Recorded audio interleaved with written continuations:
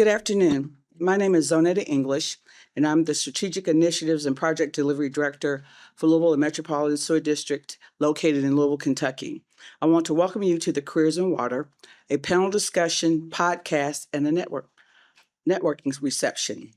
In addition to my organization, this event is sponsored by the Water Environment Federation.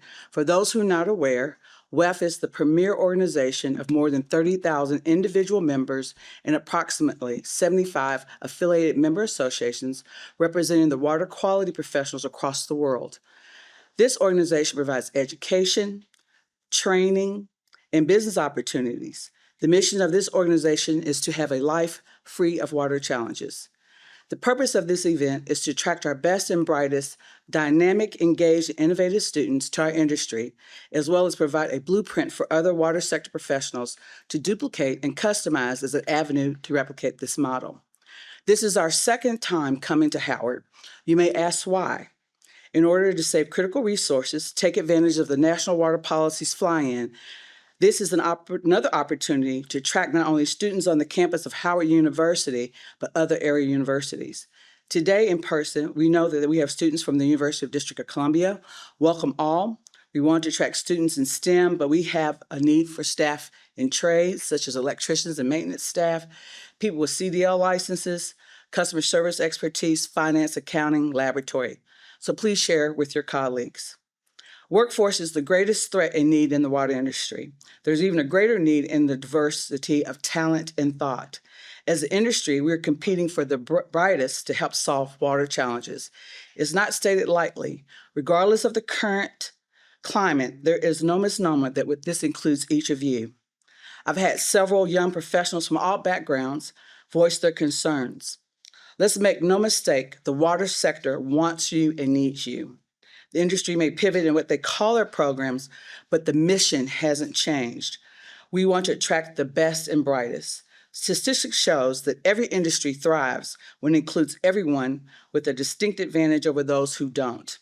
I want to thank Camille Leverett, former Senior Director of Membership and Customer Relations, for executing our vision of gathering a panel of exceptional leaders in the industry to discuss the importance of a career in the water industry to students who are close to entering the workforce and why they should consider a career in water. In addition, I want to thank Julianne Jones, Senior Manager, Education and Training, for carrying the torch to execute today's events, and also Dr. Berry of Howard University. I also want to mention that I currently serve as the Community Leadership Council Director of Resilience for WEF, and I serve on the membership community of WEF as well. I want to thank the utility management community for their support. Chris Fouquet-Hilditch is doing such a great job leading that dynamic community. Tim Runday is the Workforce Sustainability Focus Group Chair, and please contact him to join and share your expertise. You can find the utility management community via WEF Unity app or the WEF website. In addition, this will be our fifth podcast of Talking Water Honestly. I want to thank our Executive Director and CEO of Louisville MSD, Mr. Tony Parrott, for the opportunity to execute his vision of gathering experts in the water sector to share their challenges, solutions, and lessons learned. Today's Talking Water Honestly's mission is to develop content to assist utilities across the U.S. to solve water challenges and share their expertise. This investment will save our organization's critical resources and provide smaller utilities access to vital information. In addition, these conversations provide an avenue for our ratepayers to gain insight to the intricate and complicated issues we face in providing critical services to our communities, and to introduce you to an array of dedicated water professionals. In advance, I want to thank our esteemed panelists for taking the time out of their busy schedules to share their expertise. At this time, I would like to turn it over to Ms. Keisha Powell, who's the General Manager and CEO of Washington Suburban Sanitation Commission, who will provide introductory remarks and introduce you to our young professional that will moderate today's discussion. Thank you, Ms. Powell. Thank you so much. I'm so happy to be here again this year. It is my distinct honor to speak on behalf of our colleague, Tony Parrott, who couldn't be here this afternoon. So I'm going to share what got me into the water sector. This career really found me, And I really look at my career in two phases, if you will. The phase that I'm in now as an executive, and then how I started out. I didn't think that I would end up in the water sector, wasn't thinking about it. I actually wanted to do interior design and was very good in art in high school. And I was on my way to Rhode Island Institute of Design. But my mom said, "You already know how to change your room around, choose something else." And we had I think it was the very next week, my favorite math teacher had her friend from NASA come in and speak with our class. And I went to an all girls school, and she was an electrical engineer who worked for NASA. And when I went home that day, I told my mom, I know exactly what I want to be. I want to be an electrical engineer. And that's what I set out to do. So from that point, everything was about becoming an electrical engineer. For my senior project, I designed a digital clock using a 555 timer on a breadboard with a quartz crystal, really over the top. And so I graduated, went to Syracuse University, and somehow found my way to Morgan State University. And when I went in to talk to my college advisor, he said, "What do you really want to do?" And I pointed to a picture on his wall, which was Frank Lloyd Wright's Falling Water. And he said, "Well, that's architectural engineering. We don't have that. So choose civil." And now I'm your advisor. And from that point, every internship that I had was in the water space, mostly stormwater. And I really enjoyed it. I knew and realized through my internships that when will the world never need water? This is a true career track that will always be needed.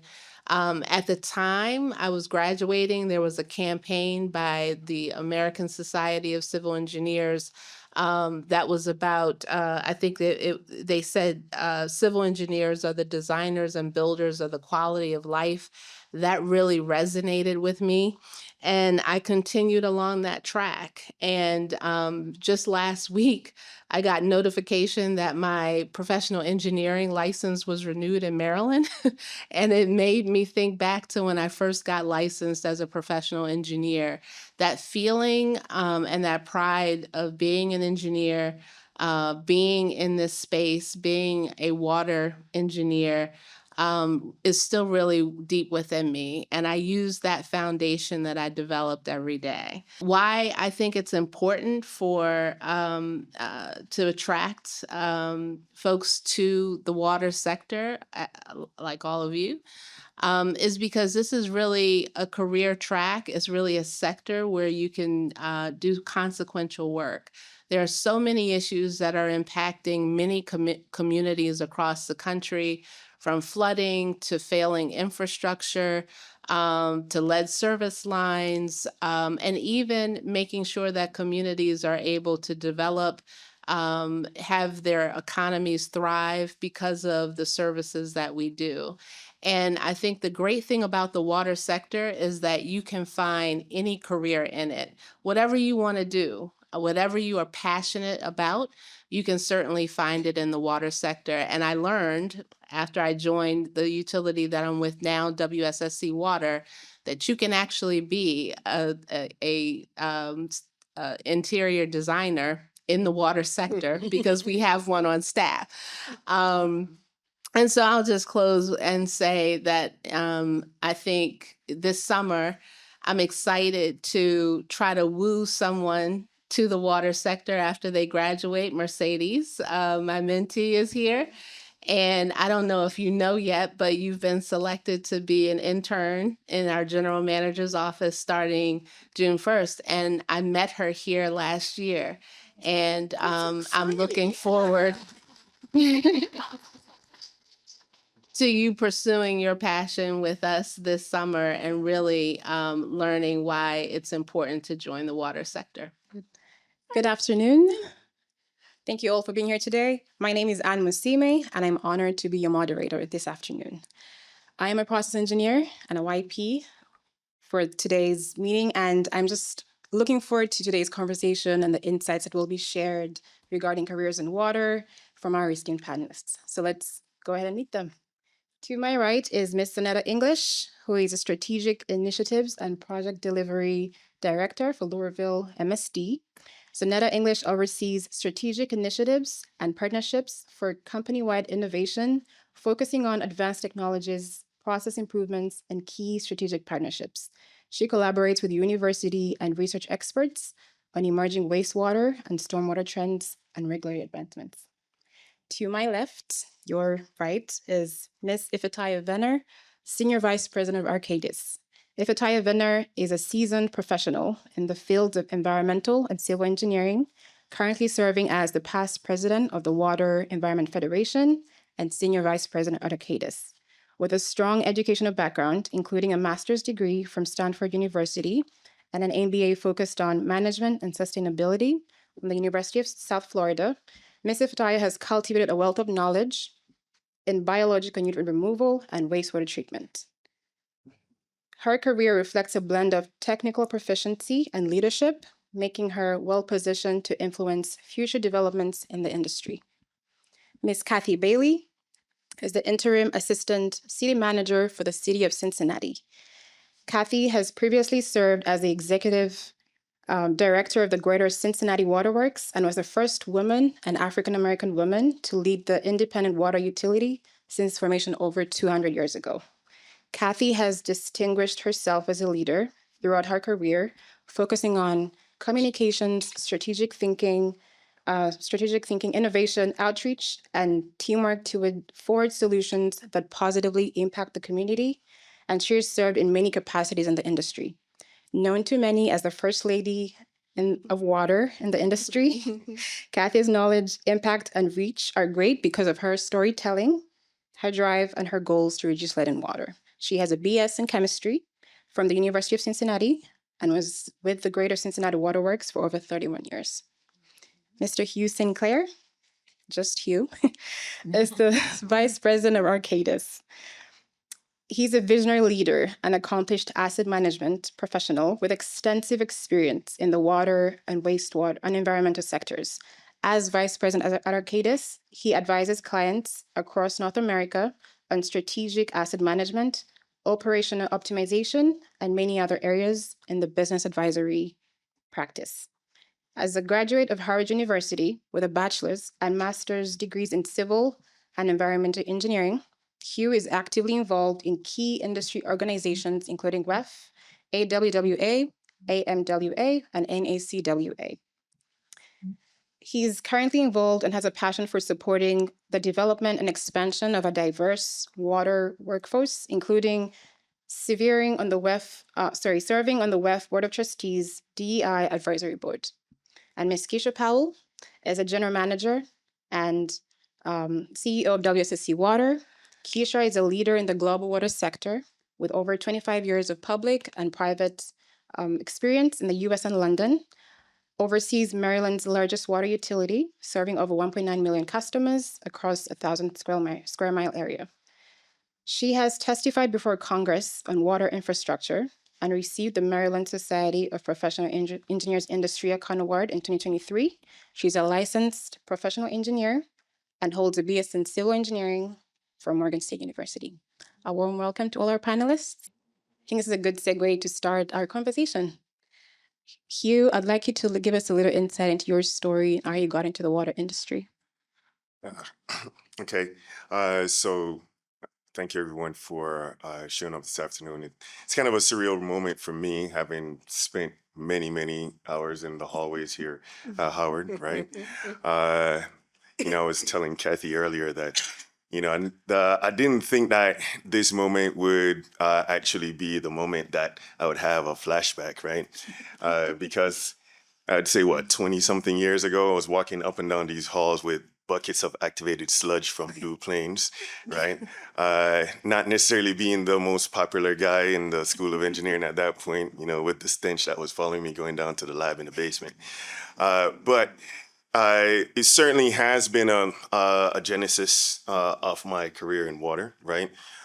like many of you sitting in the room, I came into the Howard School of Engineering at the time, really trying to figure out how can I make an impact on the world. Pretty similar to where you were talking about, Keisha. And so my journey in water really started in my freshman year, right, in Intro to Environmental Engineering, at the time taught by Charles Glass, who by the time I was finished with the class, he said, I have a job for you. So being a struggling college student, I was like, absolutely, sure.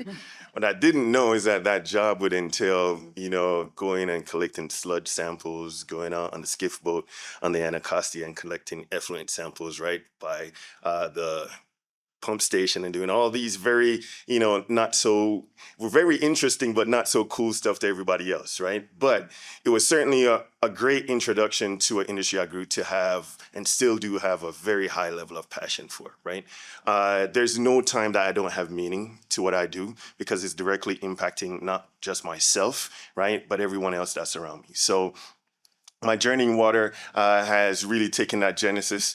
I was a NASA fellow while I was here at Howard, working on the Mars Shuttle Advanced Wastewater Treatment Systems.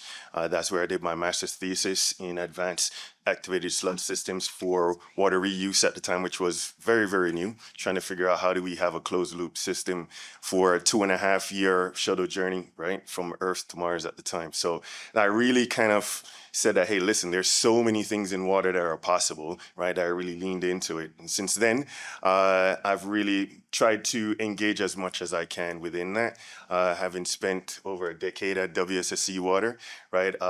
And certainly then now in the private sector where I try to, as much as possible, help my fellow partners in water try to figure out the best solutions for where they are and where they want to go. So water has certainly been good to me, right? And it will certainly be good to you if this is a career that you choose to lean into. Absolutely. Over to you, Kathy. Why would you recommend someone to consider the water industry, and what job opportunities could they tap into? Sure. Why should you come into water? There's a lot going on in water. It's not just your one or two different positions or even opportunities. At my water utility, we have over 96 classifications. And so think about that. If I just run through some of them real quick. We have a call center, and so there are people who answer the phones as well as supervisors. We have meter readers, so they go out into the community and read the meters. We have engineers who are designing projects, serving as project managers. We have welders and carpenters and plumbers and just a number of positions, IT staff, administrative staff, accountants, not to mention all the positions we have in leadership. And so there are plenty of opportunities. And just to give you an example of my career, I started as a chemist, at the treatment plant. But throughout my career, at this point, it's been 33 years at the utility. I have worked in IT. I've worked in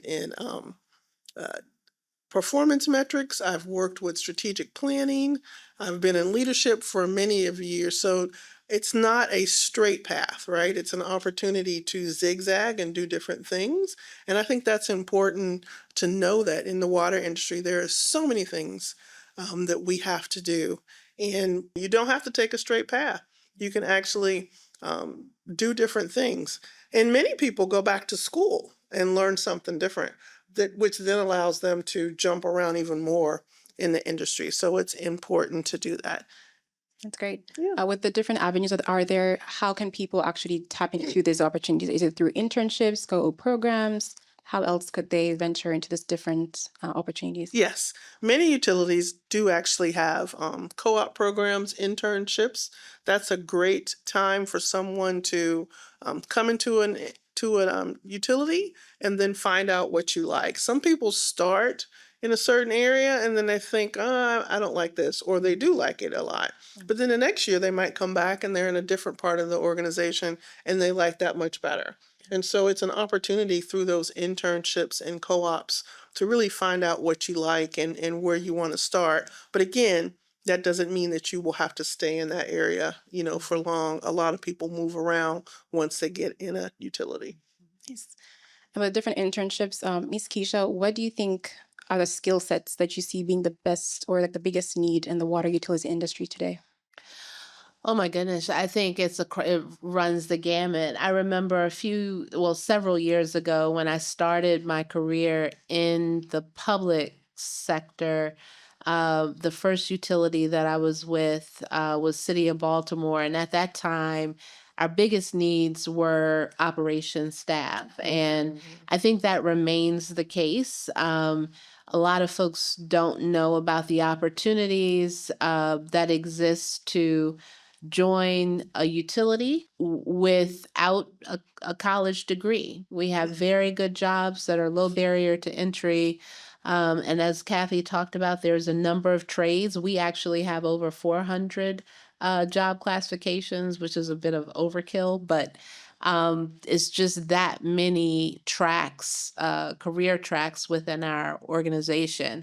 And I think it's transitioned from needing just the boots on the ground operators to needing folks in IT, especially as a lot of us are focused on, I'm purely talking from the utility perspective because there are so many companies that make up the water sector that go beyond utilities. But just from the utility perspective, we're focused on digital transformation. I gave a talk this morning about digital transformation and innovation. So there's all the manufacturing companies and IT or innovative technology companies that are out there that need those skill sets.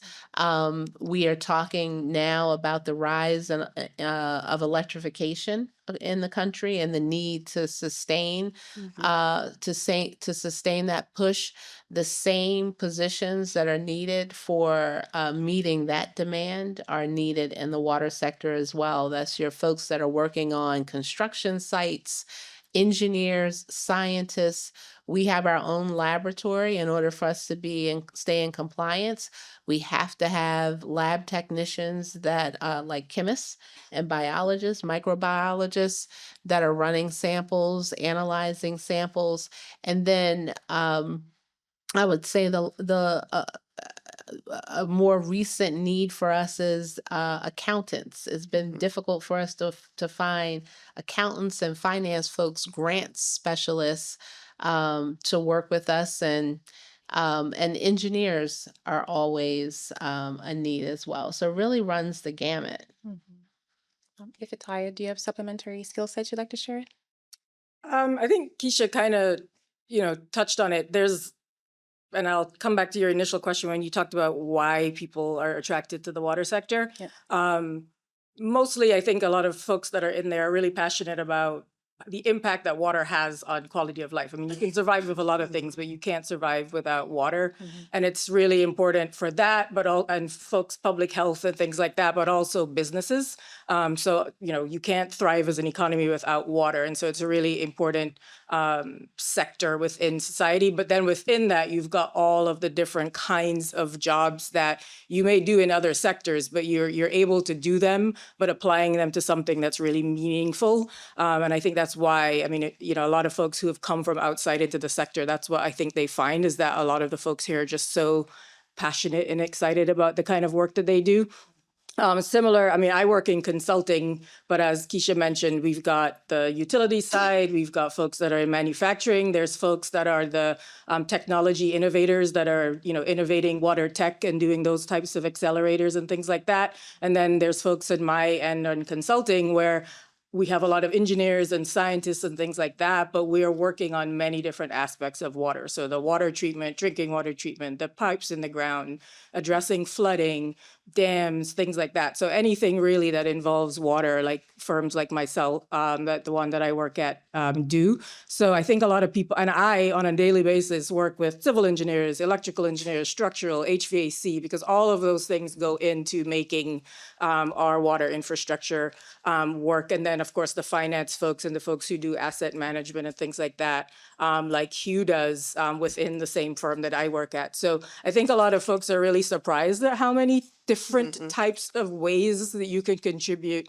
to providing clean water and sanitation to folks and really making economies thrive. And that's sometimes a bit of our fault that we don't do a very good job of communicating. And I think that when you talk about skill sets that are needed, communicators are a really key aspect of us being able to do the work that we do, but also making sure that the engineers and the scientists and those folks are also better communicators. The better you can do that, I think the more valuable you are as well in your job search, but then within your place of employment as well.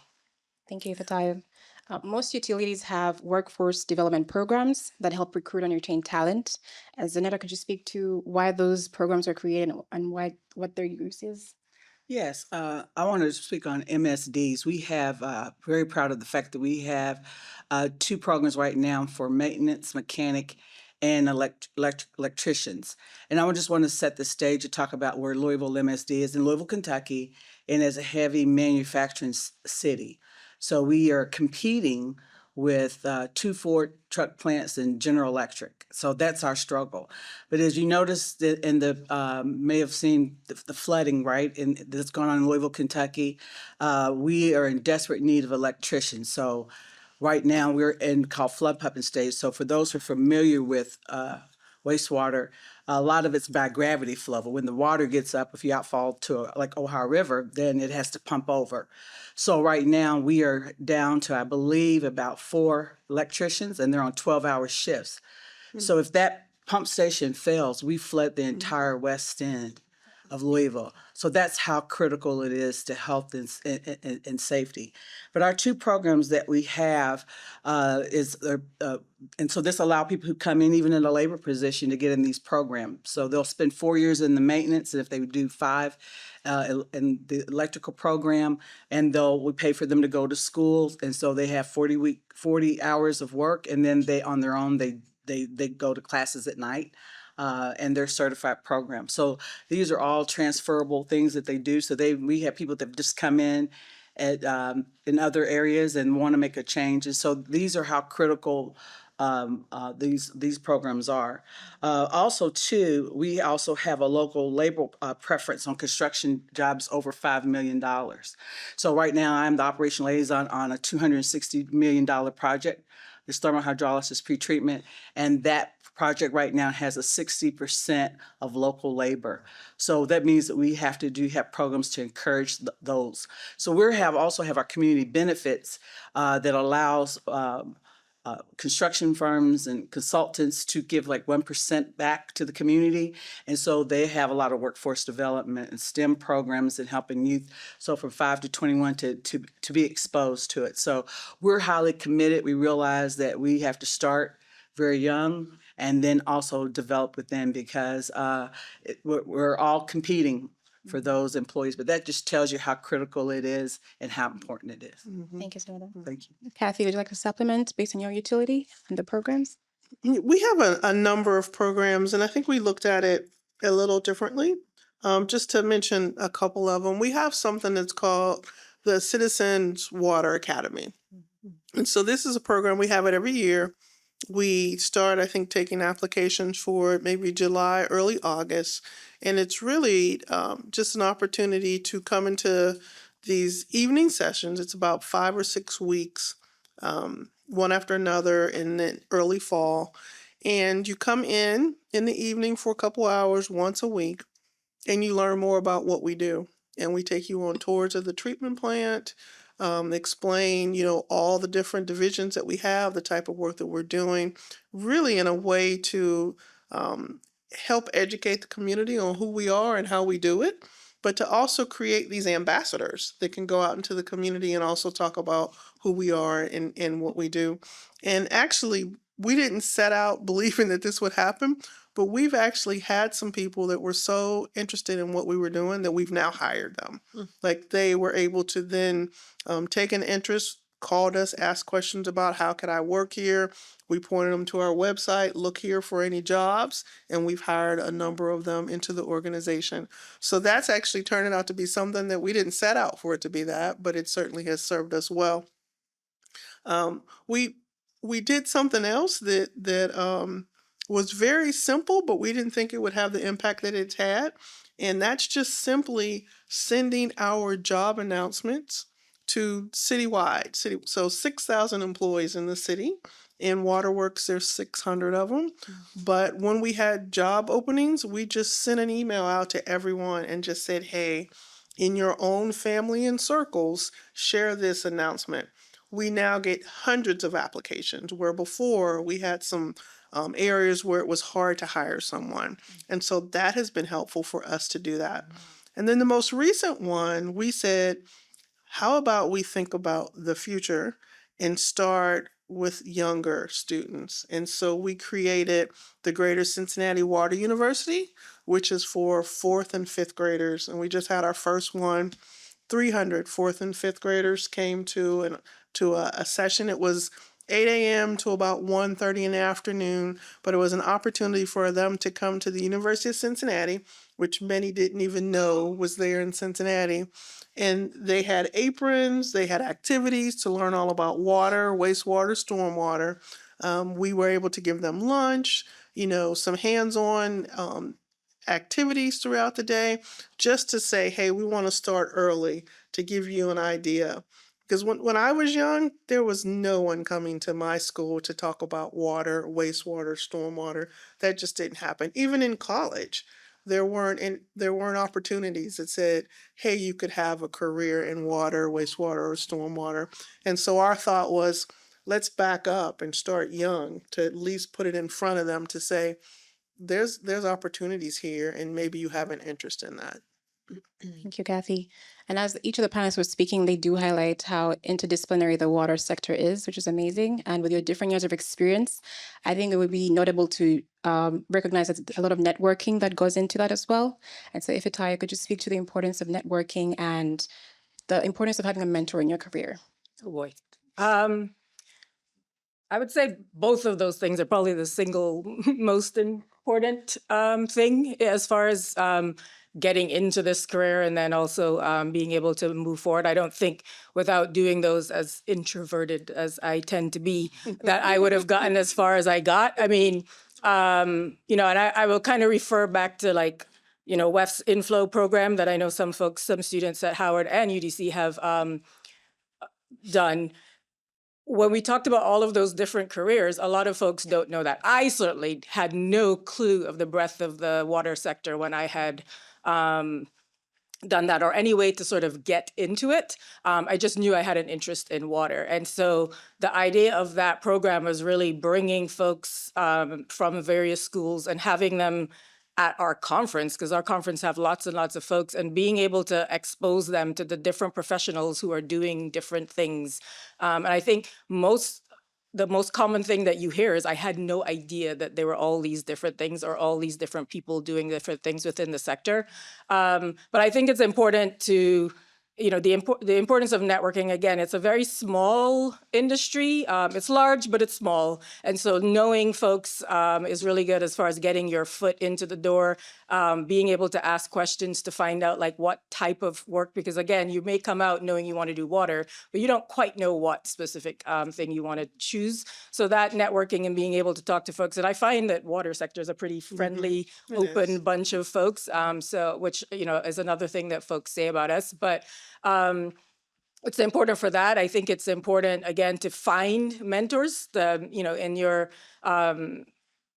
potentially chosen path that help you move forward. I've internally within my organization developed a network that allowed me, especially when I was sort of just coming in, to find out areas where there might have been work opportunities or opportunities for career growth and things like that. But even, networking with folks like, Kathy and Keisha and stuff like that, we also share, it's a very collaborative sector. And so we share the challenges and the solutions that we've, identified for the various, we're not really selfish that way, but that's how I learned a lot, which is learning from the experiences of folks, even in other consulting firms and things like that. So I just cannot stress the importance of networking as far as being able to get into the sector, being able to find access to mentors, and then being able to move up within the organization and learn from each other, which is really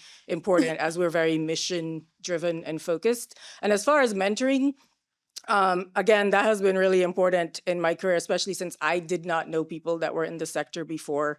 And I kind of more as didn't have one mentor.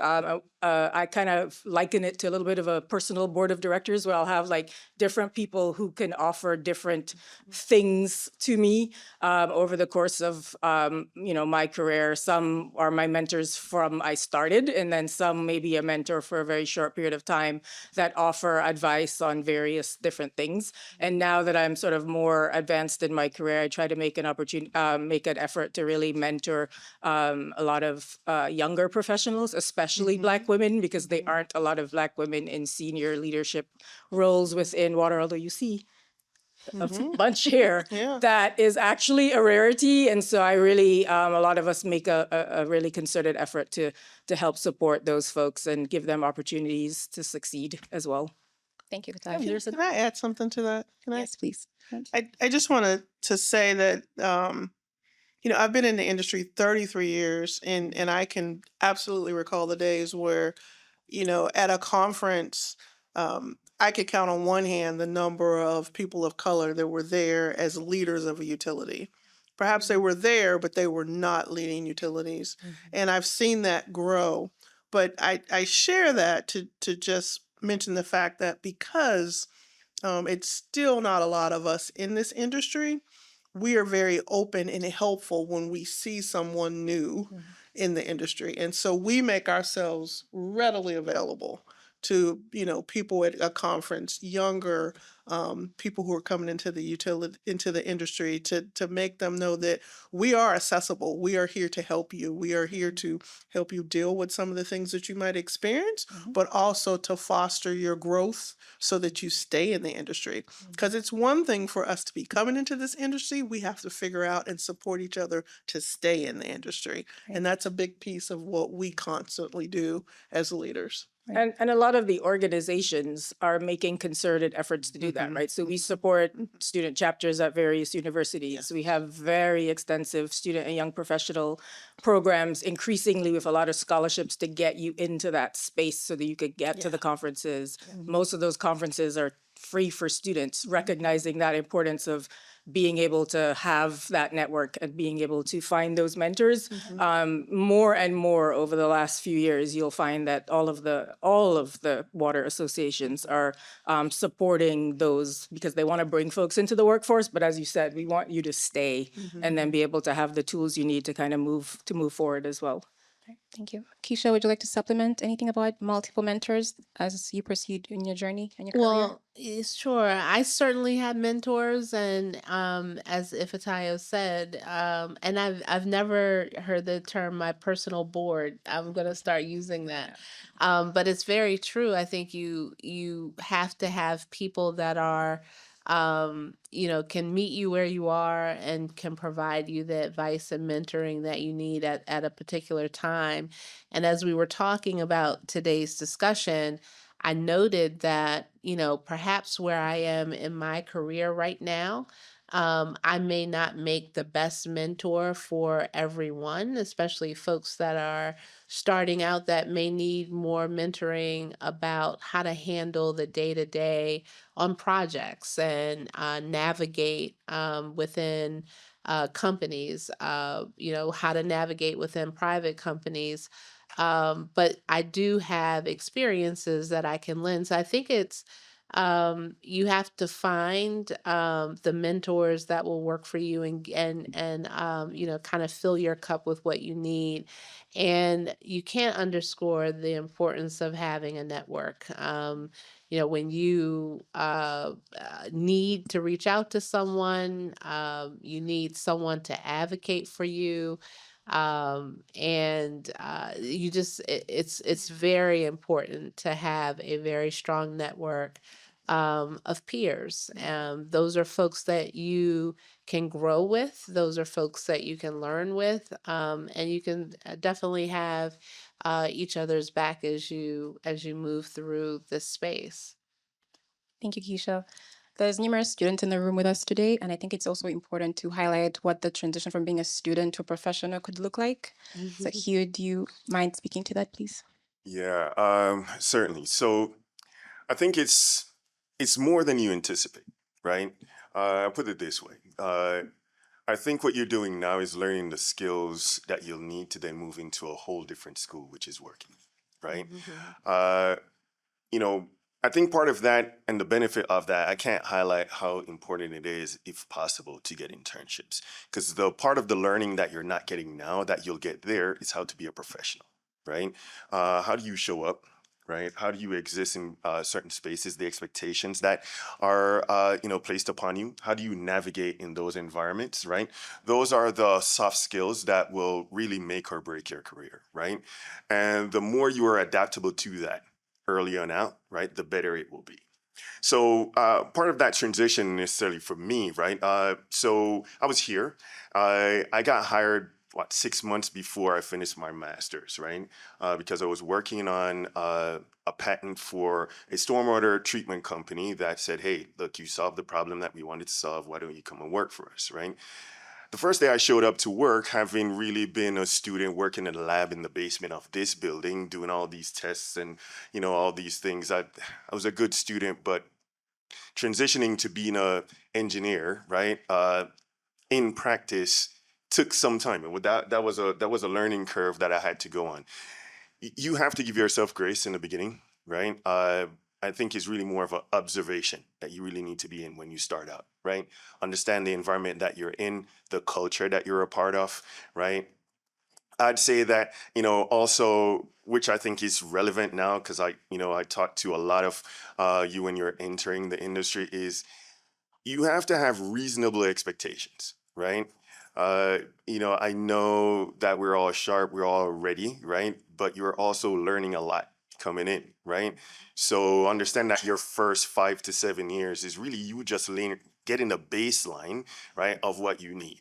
Do not let Google warp your expectations, right, of where you should be or what you should move into, right? And also be very realistic about the opportunities that you really take advantage of, right? Because sometimes you need to, and you'll realize that, as Kathy said, the trajectory of your career will zigzag, right?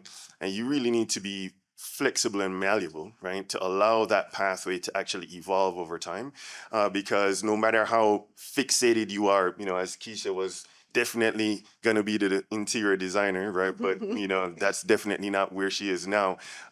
You have to let faith run its course, right? In terms of where it is, and be a student of the environment that you're in, and then allow that to evolve and let the opportunities lead you. And I think a lot of that comes back to the mentorship and networking part of it, where sometimes you need somebody to give you that reality check as to, well, yes, I think I should be coming out making $120,000. But then your resume is not $120,000 resume, right? So a lot of those is really that reality check that's there. That's healthy for you, right? But also helps to right size your expectations, right? You want to have the best career that you can have, right? But you also don't want the career that you have to be undermined by your unrealistic expectations, right? So I'd say that that's probably the best advice I can give transitioning from a student into your career. You have to focus on being a professional, right? Because what the perception of you when you're not in the room is going to be the currency that's most valuable to you, right? And you need to focus on that. Thank you. Can I add something else to that? The other thing I would also say too, when you're in your career is, and I'll say this, is get your water from more than one well. Don't always depend on that your supervisor is going to be your mentor. Even your mentor is going to have time to develop your career. And then volunteer in other spaces, get on boards. WEF has a really great program. And get in safe places where you can develop those skills, because what we're finding out is that we have a lot of people have a lot of technical skills, but they're missing the interpersonal skills and the EQ. And that's a safe place for you to join. So you can join WEF and get and join a community, get on a focus group where you can learn those. And it really helps you develop that. I've grown so much in the roles that I've had in just the last couple of years.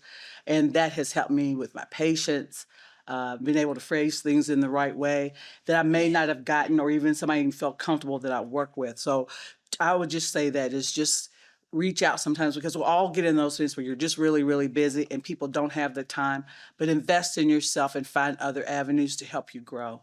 And I think that's really, really important, especially, and it'll help you move to your other different phases in growth.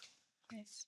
Yeah, and I'll add in consulting, certainly, you end up working in so many different teams that you're, I definitely work with a lot of engineers on a regular basis. And I would say that it's pretty clear, like most people come in and they definitely have the baseline level of skills to do what we do. Otherwise, they probably wouldn't have gotten out of school and they wouldn't have gotten hired. I think the difference I see that takes people past a certain ceiling isn't the technical skills, it's the project management, it's the communication skills, it's those professional skills. Those are the folks that will rise past a certain level.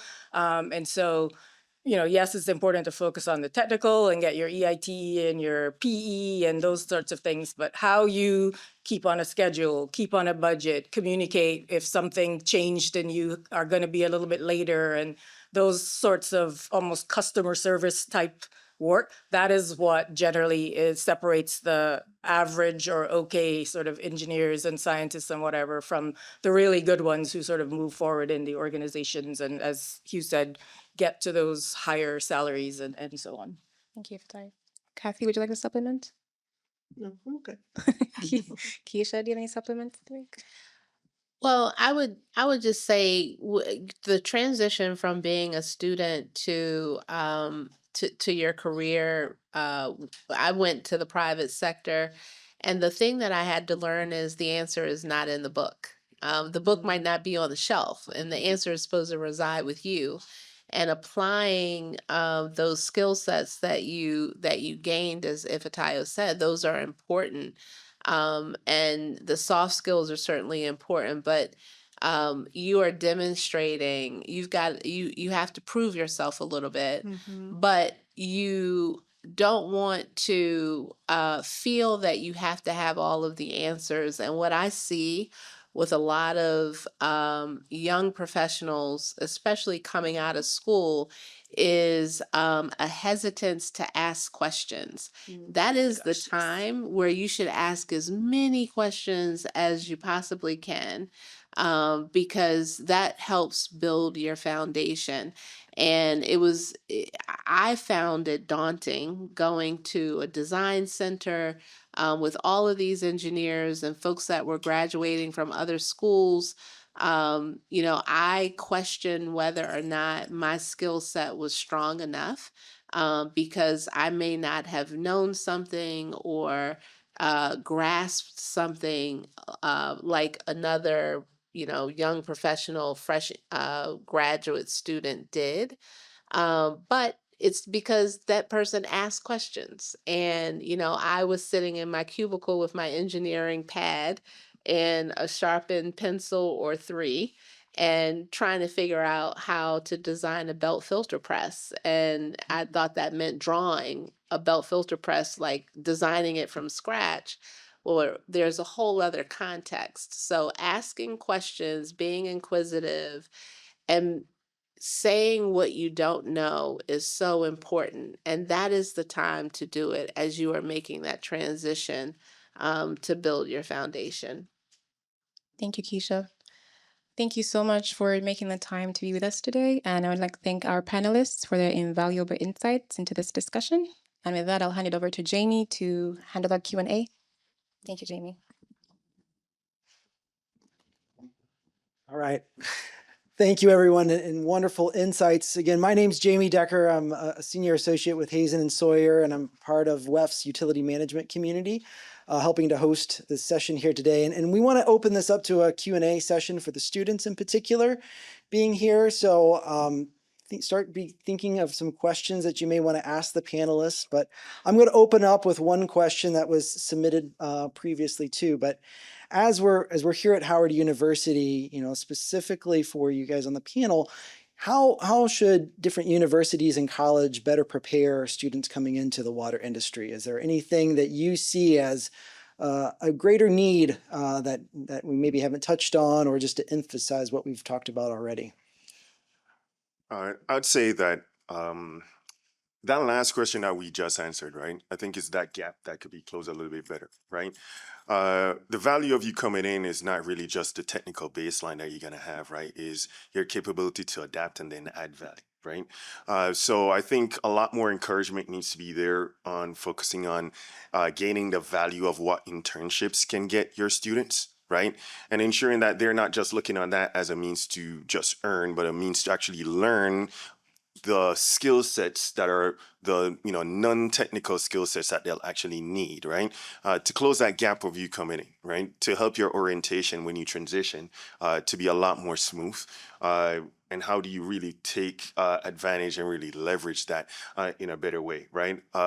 In many cases as well, I think it is really I believe that professors can really add value by showing their students exactly why that's necessary for them to do that, right? And emphasizing that that's really a part of what is the bar that you need to cross to be the best professional, right? And have the best opportunities going in, right? That polishing process is something that I think is we could take advantage of a little bit more. Thank you, Hugh. Anyone else want to?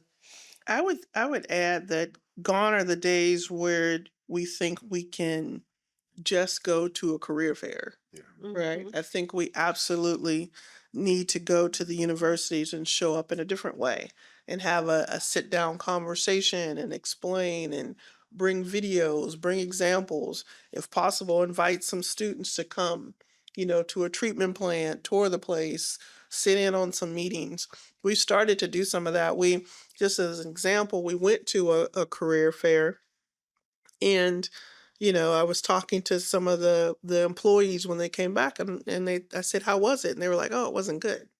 I was like, "Well, why wasn't it good?" They were like, "Well, it was well attended, but they didn't seem to be interested in us." I said, "Well, then that's not their problem. Like, we need to figure out how we can show up in a different way for them to be interested in us. So what did you observe? Were there other people there? Did they have videos or did they have different materials? Were they having conversations?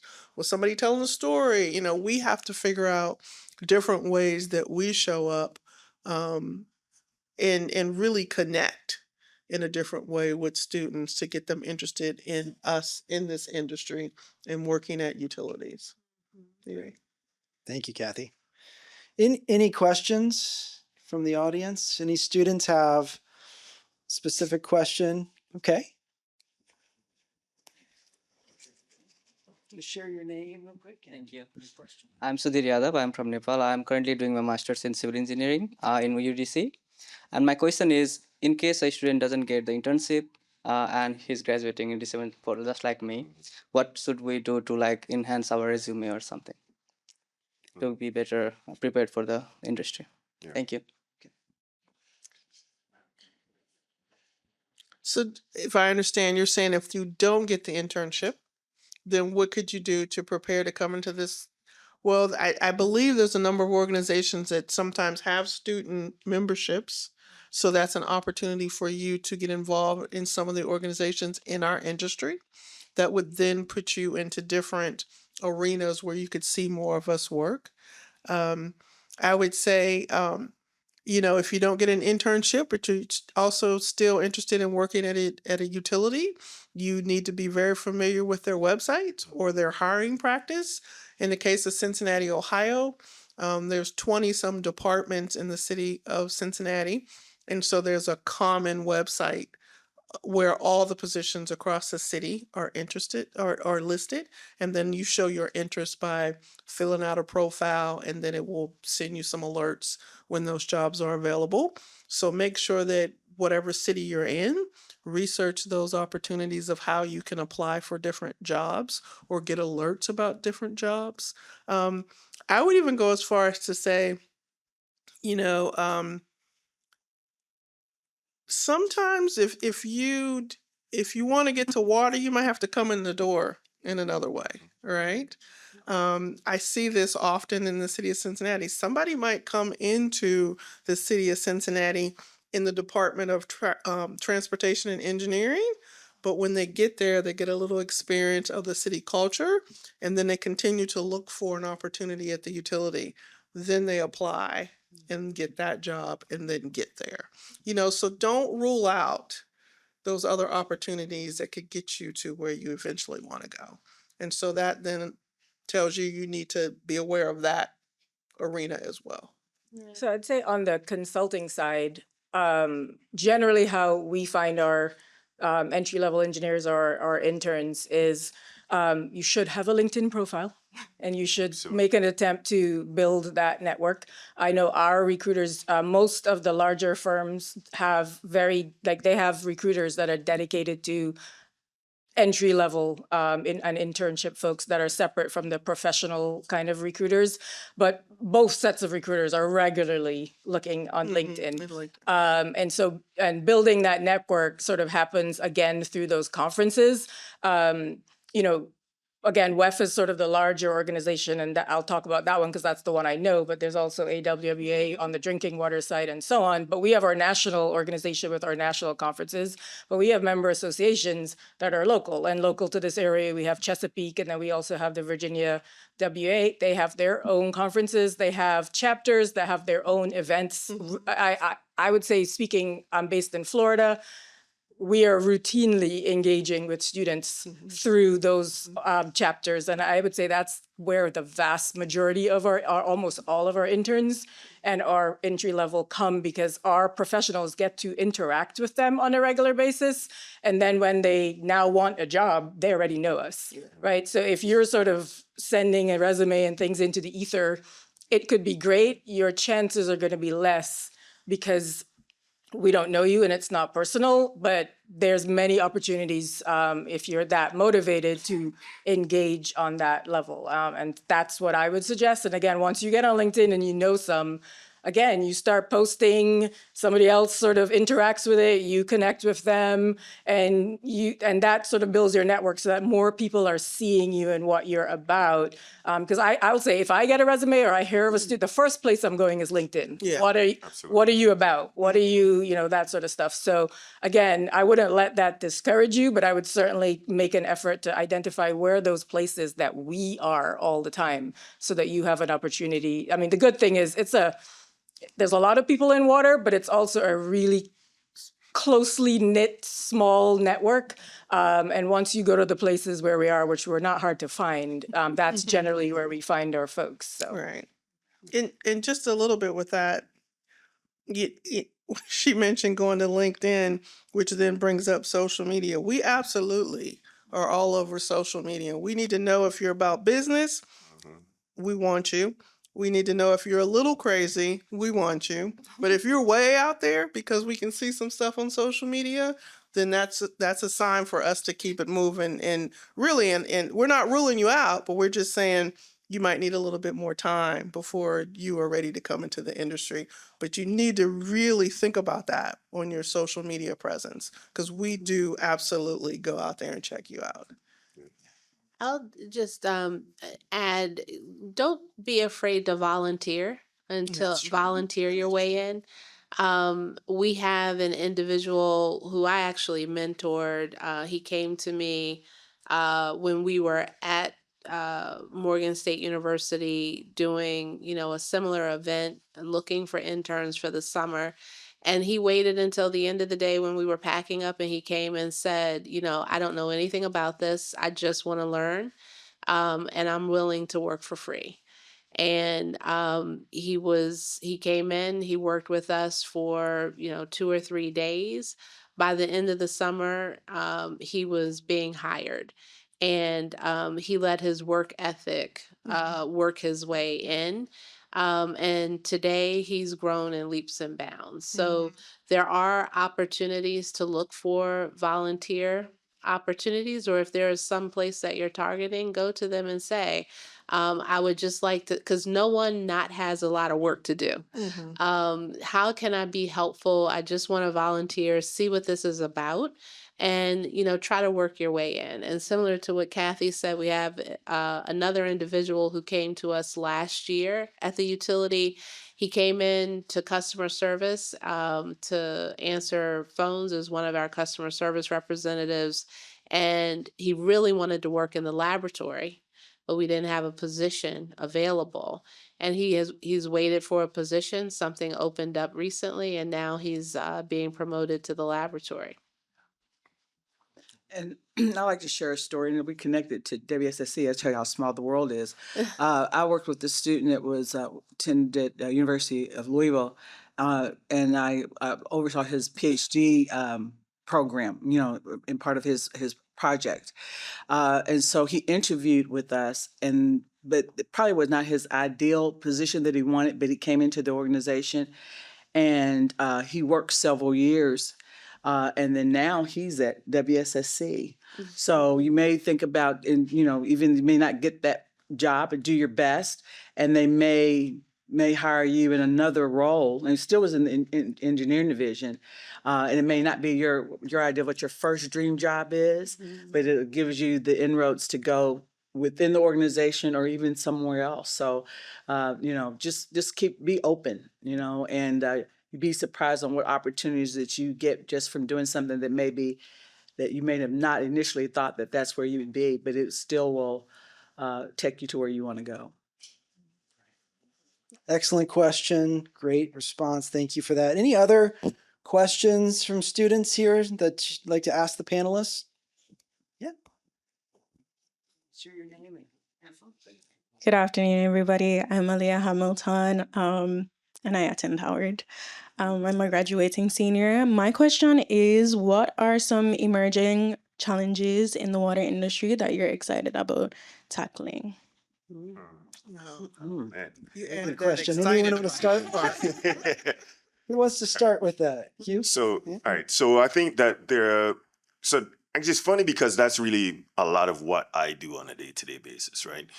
Tackling a lot of what are the emerging challenges that, various different parts of the sector is really dealing with.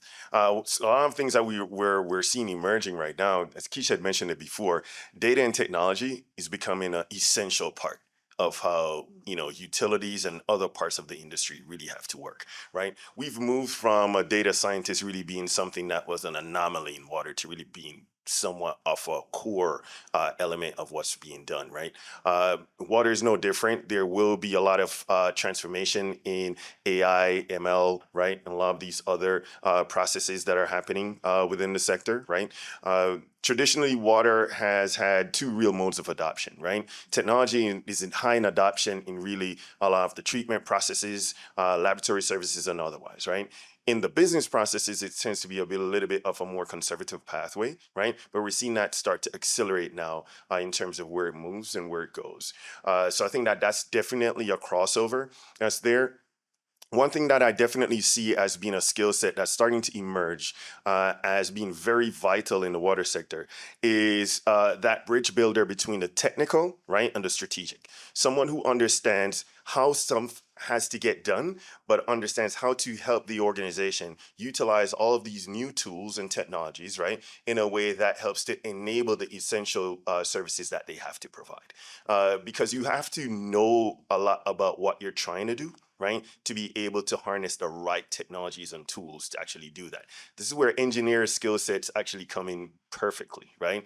Even though I'm a civil engineer, I don't think I have done any design in maybe 18 years, right? Most of what I do on a day-to-day basis has almost everything to do with probably more of an MBA track, right? Than it has anything to do with engineering. However, right, it's very, very important that my technical baseline allows me to understand exactly what the challenges are, right? So I can help to utilize the best practices from technology, from strategic planning, from all these other avenues to come with what is a right size solution, right, for the context that it's in. So that's definitely an emerging pathway that I think is definitely flourishing in terms of an expansion that's there across the sector, whether that is in consultancy or that is in utilities. Like Keisha has a whole innovation department within her utility. So there's MSD, right?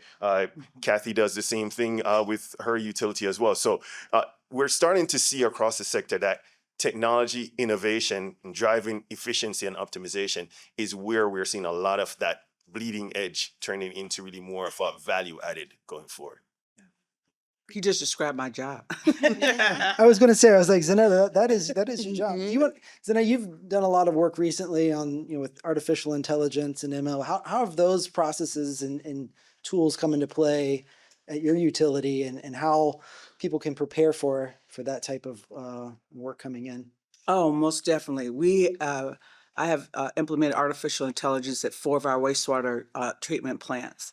One has a wet weather capacity, not trying to get too technical, but what it's allowing us to do in real time is to be able to track our costs in terms of chemicals, energy use, as well as predictive maintenance.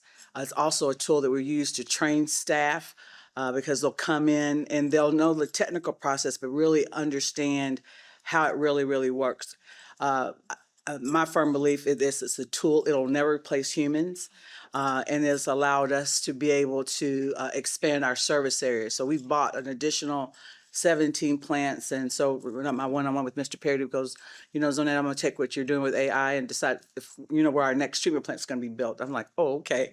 So it's a cool tool that allows us to do that, and AIDS, like I said, don't have as many staff as what we bought systems, and so we. Right off of this phone right now, I can open it up and look, and it'll predict what the weather is going to be, what's coming in, what adjustments we're going to have to make on our chemical usage. And it's just an excellent tool that'll just gives you an aid to allow you to do more, because unfortunately or fortunately, we're always asking to do more with less, in a more inefficient way. So it's been very helpful for our team. It also has helped with making capital decisions. So our operators already know we're losing oxygen. They could see it bubbling out of the ground and the grass is growing, and they've been telling our project, the decides capital projects, well, we need this. And then, but the AI shows it, and it's in an objective way. So it's allowed us to be able to objectively say that this is what's needed. So it's also helped us with our capital improvement programming as well. I'd say another area that is probably emerging, and it's a softer side of what we do, but it's storytelling and humanizing the utility, right? We absolutely are starting to tell more of our story, out. For many years, decades, as a utility, we did not talk to the customer. We sent you a bill and we talked to you if you had questions about your bill, but we really didn't want to talk to you otherwise, right? But in more recent years, we have conversations. We explain what we're doing, why we're doing it. We talk more about the rates and the funding that we need. And so we tell our story very differently. Humanizing the water utility is what I call it, as far as more community engagement, an opportunity to really get out in the community and talk to customers and hear what's going on with them, and then take that information to then make better decisions. I'll just give you one example where in Cincinnati we have a lead service line replacement program where we're replacing our service lines, those that are lead, so that we can get the lead out of the system. When we first started that program, we had about a 33% participation rate. And although that was higher than many other utilities told us theirs were, we still were not happy with, 33%. And so we felt that it was because customers had a challenge of affording that program. And so we went to our council members and they approved us to then pay 100% of the entire line, the public side and the private side of the line. And we only saw, although we expected more, we only saw that participation rate get up to 50%. And so we started brainstorming, coming to the table, many groups within the organization, like, what are we going to do? How can we get this up much higher? And we decided we are absolutely just going out into the community.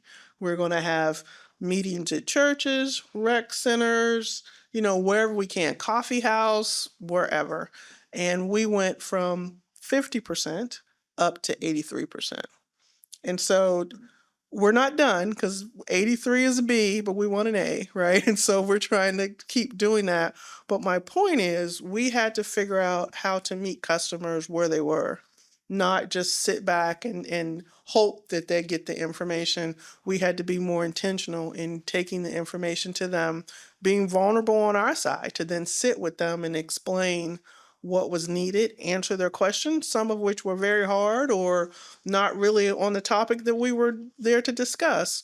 But we were committed to that, and we've certainly made a difference. And so I think the future looks a lot like that, that we are going to need to not only tell our story, but we're going to have to take more steps to humanize the utility so that customers look at us very differently.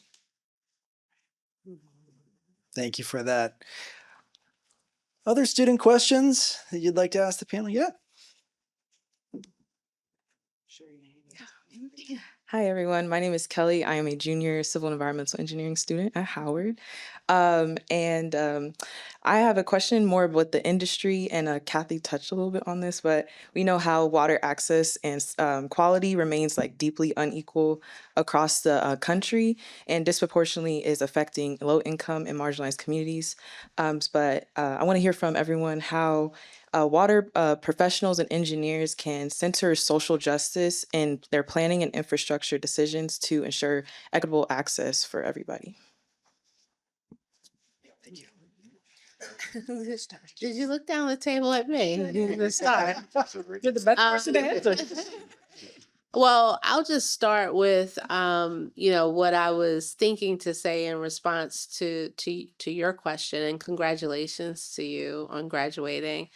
And that was, I think an emerging trend or what is emerging has emerged is the geopolitical landscape that we find ourselves in. Mhm. I was trying to think of the best terms to put it in. Um, Over the last several years, and really even before the last several years, because you were not new to this, we grew to this.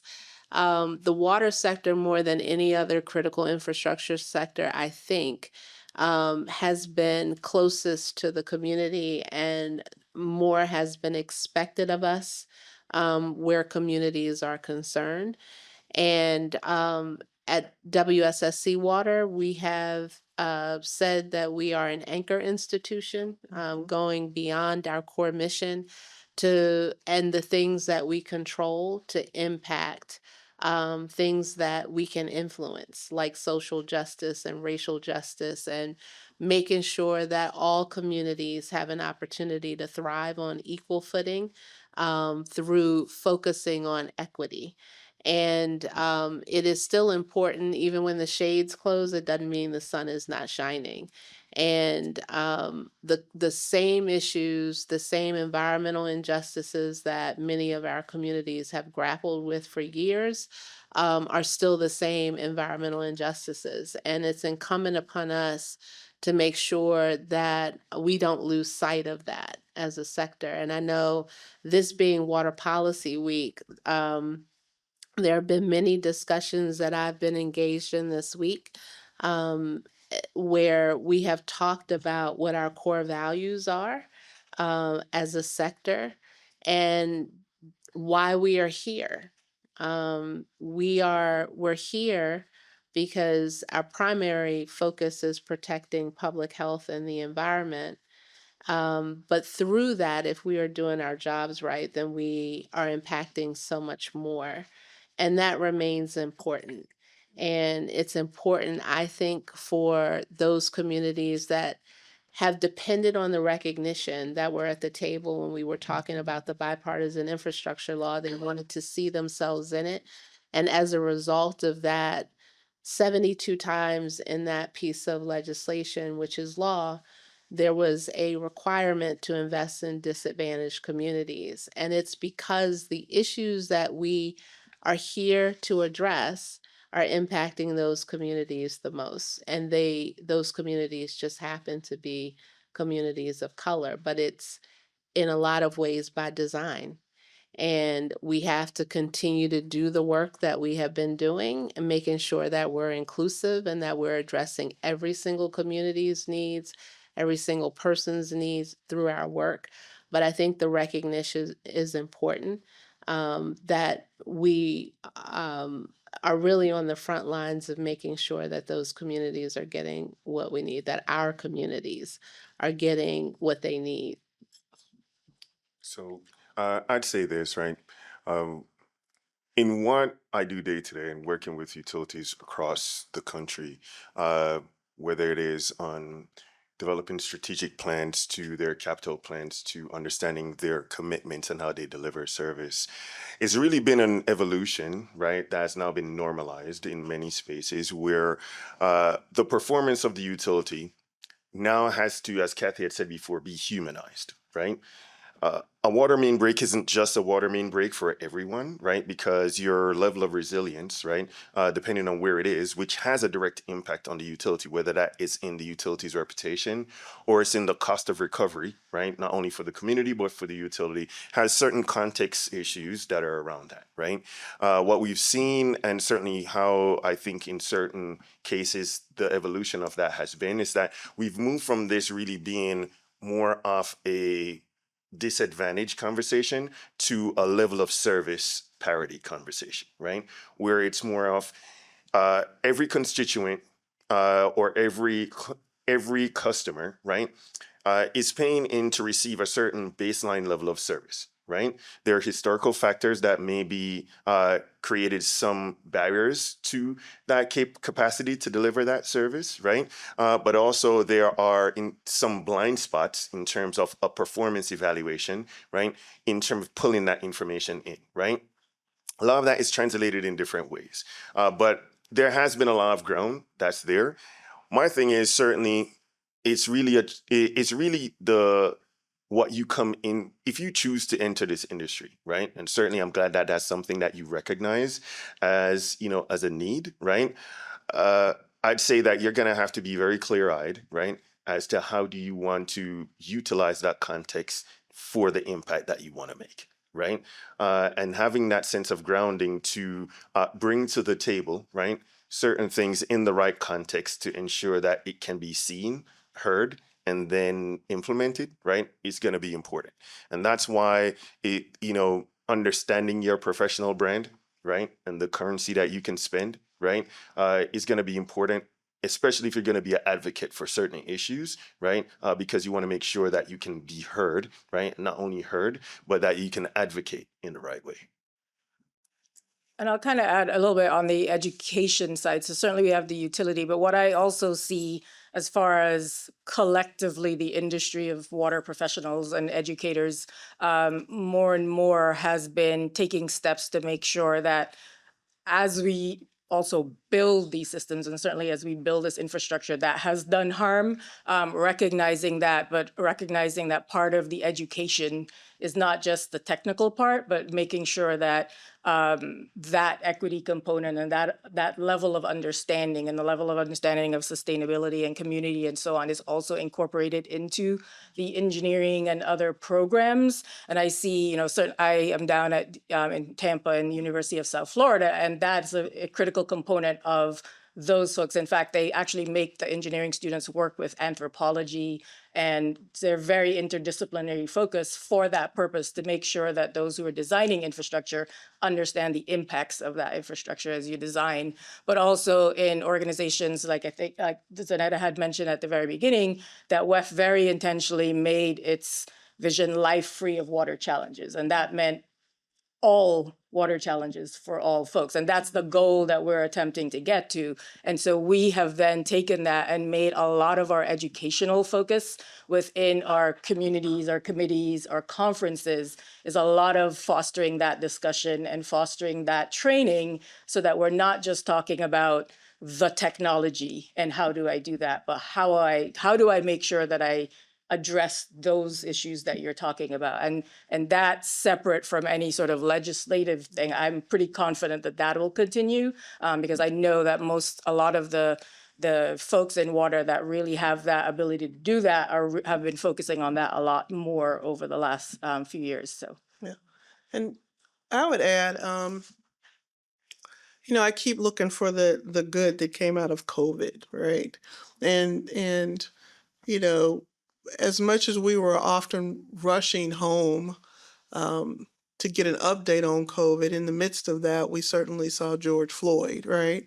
And it was not a situation where that was something that just was talked about in predominantly Black communities. And so I think in a long time, if not the first time, we started to have some real conversations at work where you didn't often talk about race or where you come from or what did your ancestors come from in those areas. And that ushered in opportunities to then start talking about how we do our work, and who is benefiting from the work that we do. And so we found ourselves, talking about our work in different ways. Capital projects, are they equitable across all 52 neighborhoods in Cincinnati? You know, um, who's getting the projects? What's the priority of the projects? We started looking at, if there was a water main break, we have conversations about, well, where is it? How's that neighborhood going to bounce back from that? How long are they going to be down? What's the impact to those residents against some other neighborhood? Do we need to step up and help them in some way? What does help look like? How will we reach them? How will we connect with them? Who's the person that needs to show up at their door? And will they be accepting to that person that shows up like, we've had very different conversations that we would not have had otherwise. And I believe that a lot of that broke down some of those race and equitable barriers through COVID. We started to have those different conversations. And so I talk to my team a lot about choosing courage over comfort, where we can be very comfortable in our everyday work that we do, but step out and take the path of courage to figure out some of these things, to answer the hard questions, to do the work so that we can be more of a greater impact in the community. And I think that definitely has helped us quite a bit, have those types of conversations. And we've certainly seen the benefits of some of that in Cincinnati, where having those conversations has changed how we show up with some of the services we provide, or how we connect to the customers to deliver those services. Yep. Thank you for that question. And we're going to begin to wrap up our session here today, but we've got time for one more question. If any student has a question real quick, and then we'll finish up. Hello, hi, my name is Mercedes Howard. I am a junior civil engineering major from Columbus, Ohio. And my question is, were there any classes that you guys took in college that unexpectedly ended up being very valuable in the water sector? Remember. I don't know that it was classes, but it was probably my extracurricular activities that taught me how to juggle a lot of things, to know that work is not everything. I'm just being very candid. You have to have that work life balance. And I think when I first started in the industry, I was set out to prove something, and part of that occurred because 2 weeks into my job, I found out that I was hired because the utility had got into some trouble because they didn't have any African Americans in this department. And that set me down a path that I felt like I had to prove something. But then I needed to, at some point, realize that like work is not everything, right? And when I look back on that, I think that's a big part of what I learned in college, that as much as I was going to classes, I also made time for my friends and things that were important to me, and to make time for that, because that's just as important, to have that work-life balance. And so I wouldn't say that it was a class, but I look back on that to know that I'm glad that I had those extracurricular activities, being involved with a sorority and all of that, to know that work is not everything. Because I think sometimes it's easy to lose that and just think that you've got to be on the grind and do all of this and put in these long hours. The work is there tomorrow. And I think sometimes we lose sight of that. I just add this one thing, right? More from a Howard context, right? I think this would be valuable for a lot of you when you realize that early in your career, you'll need to be comfortable being the only person that looks like you in the room, right? Absolutely. And understanding that your identity, right? That sometimes you may feel like you're walking in there with the weight of everyone on your shoulders, right? And there's going to be a lot of times in your career that you're going to really need to know who you are, right? Being on this campus and taking certain classes, right, that helped me to understand, well, my value as a person and the legacy that I come from, right, and the impact that I can make, right, despite what are either perceived or real barriers, right, will be something that will be vastly invaluable to you, right? Because there's going to be times in your career where there are going to be some lonely decisions that you're going to have to make, right? And there's also going to be times where you're going to have to make some decisions that's really dependent on, I would say, more than just conviction, just a sheer will to push, right? And do what you need to do. So as much as you can now, absorb all of that. You're going to need that, right? And it doesn't matter what pathway that you're on, right?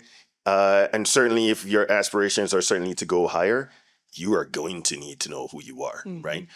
So as much as you can in these formative years now of understanding that question, right? Take that all in. Absolutely.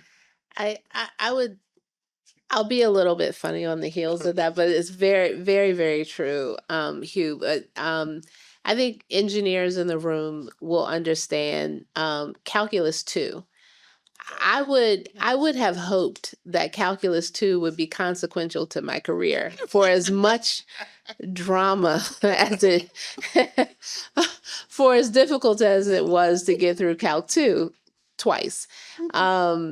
But it really isn't. And I don't remember it as much as I remember those lessons between the courses and learning how to work with people.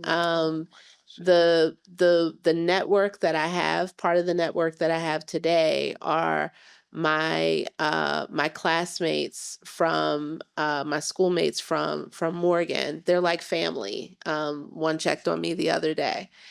And we were our team. We were the project team. We brought back ASCE. We were building a concrete canoe, the steel bridge, all of the things. But that was really the beginning of teamwork and, learning to navigate and, just being something other than your coursework. But I know your story, Mercedes, so I know that one of the most important lessons that you've learned recently was how to pivot when things don't go as expected with a class or with a team member or whatever the case may be. Those are the lessons that you want to, kind of lock in and take stock of, because that is what working will be like. Many days will not be the same. Many people will not be as expected. Assignments will change. You will need to pivot. What you are learning in school now is really designed to make you trainable. And when you graduate, you will put those skill sets of being able to learn, being able to pivot, being able to juggle, being able to prioritize the priorities and reprioritize the priorities. That's when you will put all of those things to work. And so I personally don't think it's one class. If I had to say one class I would want it to be, it would have been Calc 2. But no. Well, excellent. I'm going to turn it over to Zanetta English just to wrap up our session here. But again, thank you everybody for your questions and your time and your responses here today. So Zanetta? Wow. Just give everybody a round of applause for all our panelists. I think they've done a really good job. I would be remiss if I didn't want to just take a couple of minutes, and I'm going to put the WEF staff that's here on the spot and ask you to stand and give your name and your title, what you do at WEF real quick. And I want to do that because we would not be able to have this event here if it wasn't for their support. And I want to give them just opportunity to do that real quick. I got you. Actually, hello, everyone. I'm Aisha Morrow. I am the Director of Volunteer Engagement at WEF, and I work directly with Zanetta on a daily basis, and Iffy as well. Thank you. My name is Jack Connors. I am the Senior Community Engagement Manager here at WEF, and I'm also starting to work with our students and young professionals, so I will be sending out an email to all of you right after this. And I also manage WEF Unity. For those of you who don't know, WEF Unity is a networking and there's a lot of things it does, but it's mostly a networking app, so it's really, really great for anyone joining and getting their, their toes wet in the water engineering field. Hey everyone, I'm Christy Murphy. I'm in the communications department at WEF, and I work hand in hand with. My name is Brad Levitt. I'm on communications as well. Yeah. We do all the social media, videos, and posting. So you'll see it yourself soon. I'm Heidi Bragg, also at WEF. I'm the Senior Director of Public Outreach and Communications. And these are my people, and they're really good at what they do. I know a lot of you. Julianne Jones at WEF. I'm, what is my title? Senior Manager of Education and Training, sorry. So I manage our WEF Inflow program, which I know a lot of you all through. I also run our Water Leadership Institute, work on a lot of conferences. So happy to connect you with people as well. Just throwing that out there. So excited to get to know you. Thank you so much. And I just want to thank the students and other guests that are here today. I really want to just thank you and appreciate for you all making this possible, because as much as we try to give, I think I received just as much from listening to you all. You give us so much hope.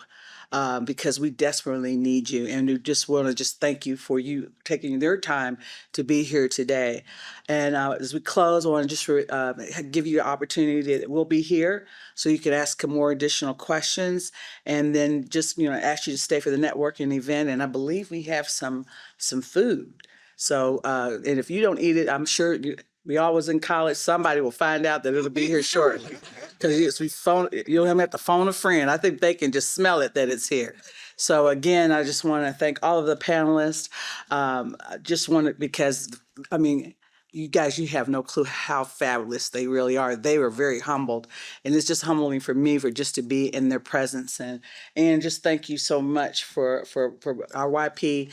This is her second time doing that, and she's really, really busy. And for her to take the time out to do this and help me out, I really appreciate it. So again, thanks everyone for being here, and I just really appreciate it. Thank you so very much.